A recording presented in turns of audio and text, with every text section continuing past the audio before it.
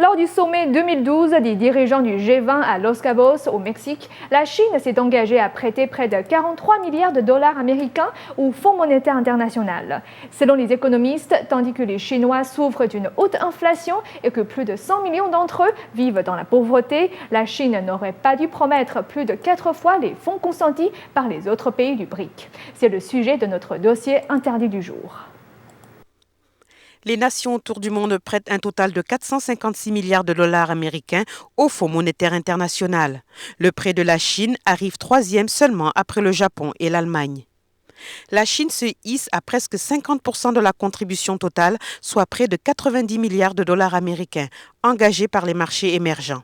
Tandis que les 3 autres pays du BRIC, que sont l'Inde, la Russie et le Brésil, eux engagent 10 milliards de dollars et l'Afrique du Sud, 2 milliards. Le responsable de la Banque centrale chinoise indique qu'en accroissant sa participation, la Chine obtiendra un plus grand pouvoir de vote au sein du FMI.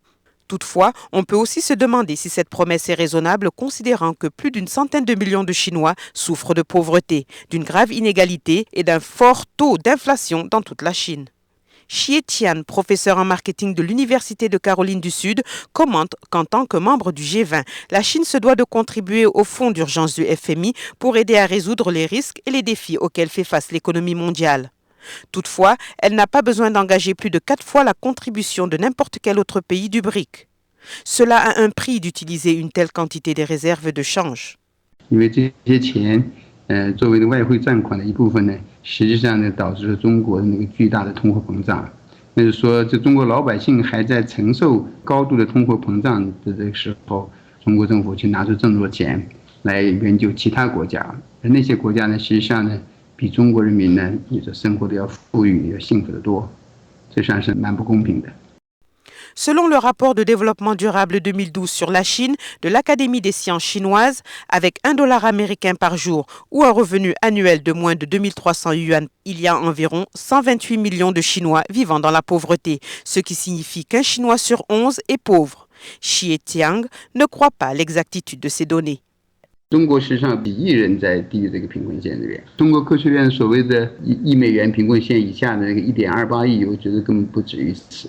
巴西、俄罗斯、南非这些国家的那个人均收入、人均总产值和 GDP 呢，都远远高于中国。就是他们其实在更有力量，就是拿出这些钱来。 Selon des reportages de Voice of America en juin, la Chine s'est engagée dans une aide désintéressée à l'Afghanistan avec 150 millions de yuan et une somme de 10 milliards de dollars américains de prêts à d'autres États membres de l'Organisation de la coopération de Shanghai. Le mois dernier, la Chine a également annoncé offrir une aide de 120 millions de yuan au Cambodge et fournir 100 millions de yuan d'aide gratuite au Yémen.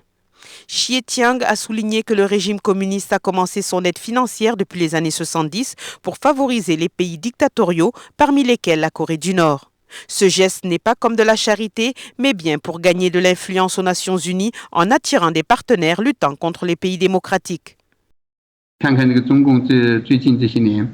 在联合国与联合国安理会的投票，你就知道它实际上一直是站在那种独裁、专制和落后的愚昧的国家来站在一起的。实际上总是跟那个自由社会正的力量呢是相那个对抗的。 La Banque centrale chinoise vient d'annoncer le 7 juin une baisse de taux d'intérêt. Cela montre que l'économie chinoise est en baisse plus qu'on ne l'espérait.